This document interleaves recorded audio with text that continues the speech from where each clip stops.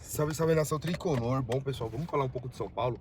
Ontem eu fiquei preso a alguns compromissos pessoais, profissionais, eu acabei não conseguindo mandar o vídeo de hoje, de ontem, né? Mas deixo alguns shorts e alguns vídeos programados ali, né? Bom, é o seguinte, pessoal. Vamos falar um pouco de São Paulo. Vamos falar um pouco dessa chegada do Crespo, o que eu achei, o que eu achei um pouco da entrevista, o que me chamou a atenção no que ele falou, tá? O outro ponto que eu queria chamar a atenção também, pessoal, é sobre a questão do Juan, né? Que o vídeo que eu tinha postado lá falou alguma coisa, né? Falou alguma coisa do Juan. Porém, acontece que teve uma reviravolta, mas a gente voltou meio que a estaca ali, né?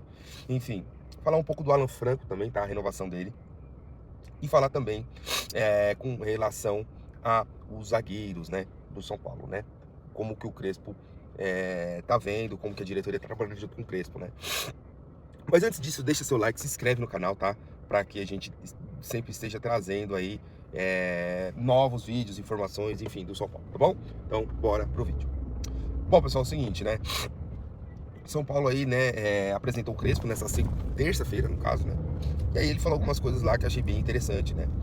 Quando ele falou sobre a questão dos jovens, né, dos meninos, quem ia jogar, quem não ia jogar, ele foi bem taxativo e falou que ele não olha identidade, né? E isso é bem importante aí, porque a gente vai saber que o Crespo vai colocar quem tá melhor, independente da idade, né? Então isso é importante aí, a gente tem em conta, né? E ele falou também que ele estava em outro momento da carreira dele, com relação à chegada do São Paulo lá. Falou que estava em outro momento da carreira, talvez.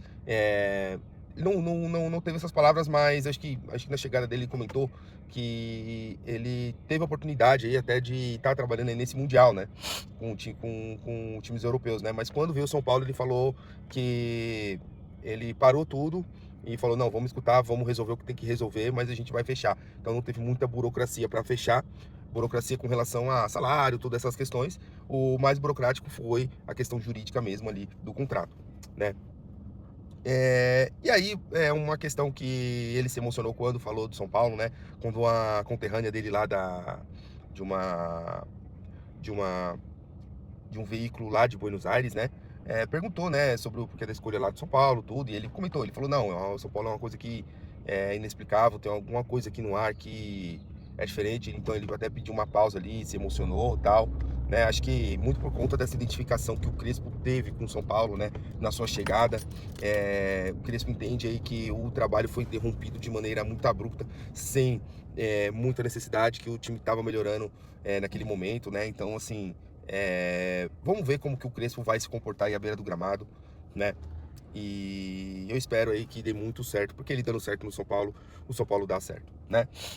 E falar um pouco aí dele também, sobre o Crespo ter visitado aí, ter entrado lá no CT, tudo, olhou, falou que ficou muito contente com o que viu, ficou muito contente com que com todas as evoluções, né, que o São Paulo teve durante esses 4 anos que ele ficou fora, né?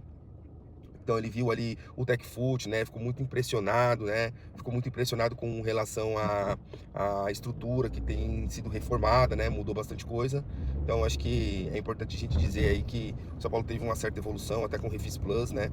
Então acho que é interessante a gente trazer aqui que o Crespo ficou bem contente com essa evolução que o São Paulo teve, né? Bom, pra gente continuar, vamos falar aí sobre o Juan Tressoldi, tá, gente? É a informação até do Valentim Furlan, né? Ele comentou ali que o São Paulo não ficaria, né, com o zagueiro, porque tinha um pessimismo aí, porque o Sassuolo não quis liberar o jogador, né, pro São Paulo. E acabou que o São Paulo tem a tendência aí dele retornar ao clube, né, do Sassuolo, né? O São Paulo aí oficialmente não desistiu ainda da negociação, parece que até o Alexander Vieira trouxe isso aí, né? E falou que até o dia 30 aí, né, tem uma questão do... Vamos fazer, eles vão tentar fazer uma última tentativa para ficar, né, pro Andresson de ficar, né? E assim, a verdade é que é um zagueiro que, de fato, ele é um zagueiro caro, eu acho. Eu entendo se o São Paulo quer comprar ele, porque minimiza aí um pouco os riscos de você trazer um outro jogador que não foi provado, como o Medina, que está sendo monitorado pelo São Paulo, que talvez seja uma opção caso o Juan não fique, né? Mas eu acho que o valor de 26, né, Se eu não me engano, são 26,8 milhões, né, que o São Paulo vai pagar no Antressoldi, né? E eu acho que, assim, de fato aí, que eu acho que é um valor muito alto. Se fosse até uns 15 milhões, eu acho que, de fato, aí até valeria a pena, né? Até porque quem vende barato é o São Paulo, não são os outros clubes. Hoje o futebol tá muito inflacionado, né? Então, eu acho que estaria bem pago até uns 15 milhões. Estaria bem pago, né? Mas é isso, o futebol tá inflacionado. Se você quer diminuir a margem de erros, às vezes você precisa investir um pouco mais. Não acho que o Juan Tressoldi vale tudo isso, tá? Mas eu entendo se o São Paulo quer comprar ele. E, bom, ainda saiu aí uma notícia aí de que o Juan Tressoldi, algumas pessoas que ele é agenciado aí também tem um co-cunhado do Rui Costa, né? Acho que é o Rui Costa, né? Então, enfim, ele tem um certo nepotismo aí dentro do São Paulo e, assim, é verdade, é verdade. Mas aí falar que isso é por causa disso que o São Paulo tá querendo comprar o jogador, eu acho que é um pouco demais, a gente não pode provar nada, né? Então, é legal? É legal. É moral?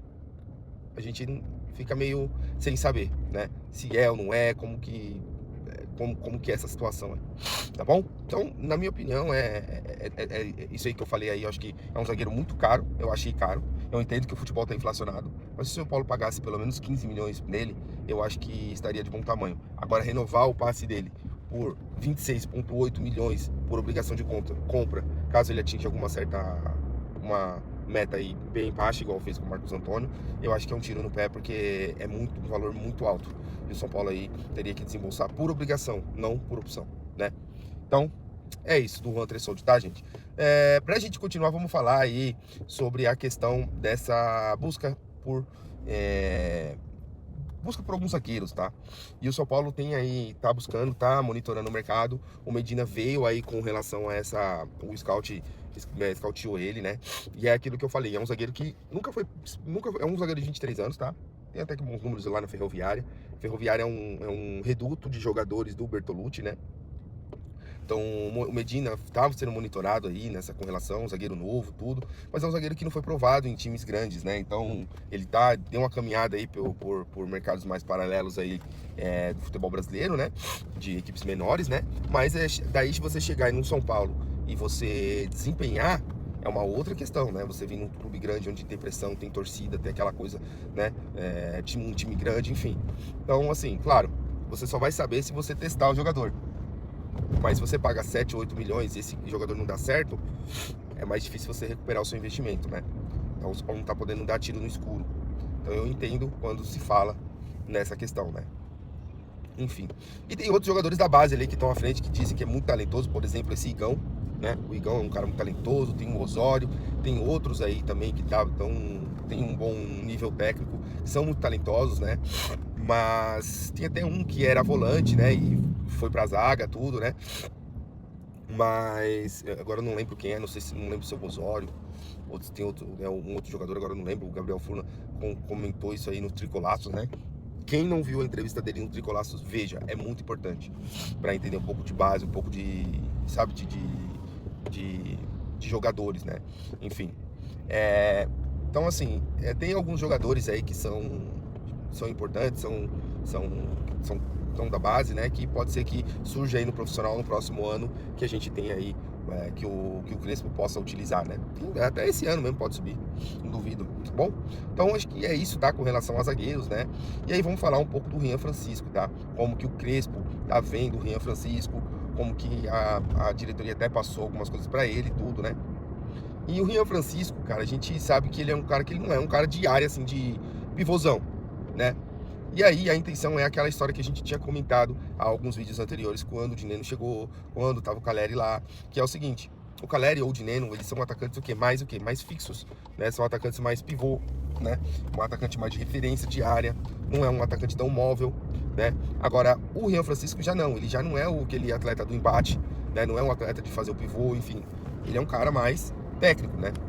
Até por isso que eu acho que ele deveria ser testado justamente como um segundo atacante. E eu já tinha falado isso anteriormente, aqui até com a chegada do Dineno, que eu falei que com o Dineno, o Rian Francisco não perderia as suas oportunidades. Eu não vejo dessa forma, não via dessa forma. E a diretoria tem o mesmo pensamento, né? Entende que o Rian Francisco jogaria como a dupla de atacantes, né? Você coloca o Dineno ali na frente, ou o André Silva, ou sei lá, até o Luciano mesmo, ele não faz muito essa função, mas de repente, no momento aí, num dado momento, e ele consegue aí fazer essa dupla de atacantes, né? E o Rian Francisco seria um segundo atacante.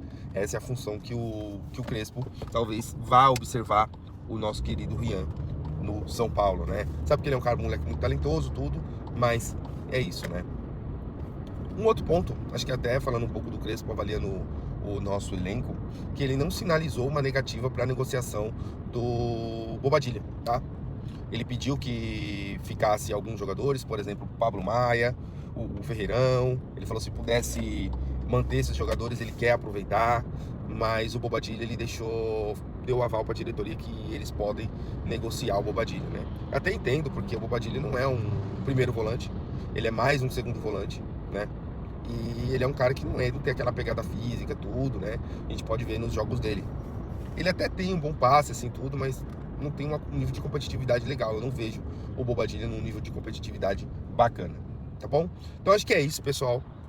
Depois aí eu venho trazer aí mais novas notícias. Quero pesquisar um pouco desse TechFoot, né? Se ele realmente vai ser útil pro profissional ou se ele é útil mais pra molecada, né? Que sobe da base pro profissional e ele tem um acompanhamento melhor, né?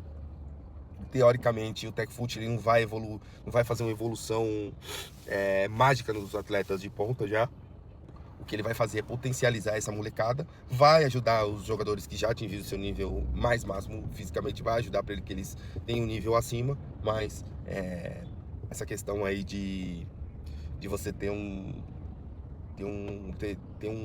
alguns aparatos, algumas pessoas ali que fazem com que você se lesione menos, tenha um auge físico melhor. Eu acho que vale a pena até tentar e vamos ver aí. Em Cotia foi um sucesso, né? Mas vamos ver se ali no próprio São Paulo, no profissional, vai ser de fato também um sucesso, tá bom? Like no vídeo, se inscreve no canal, tá bom? Um forte abraço e comentem aí o que vocês acham sobre tudo isso, tá bom? Um forte abraço e vamos São Paulo!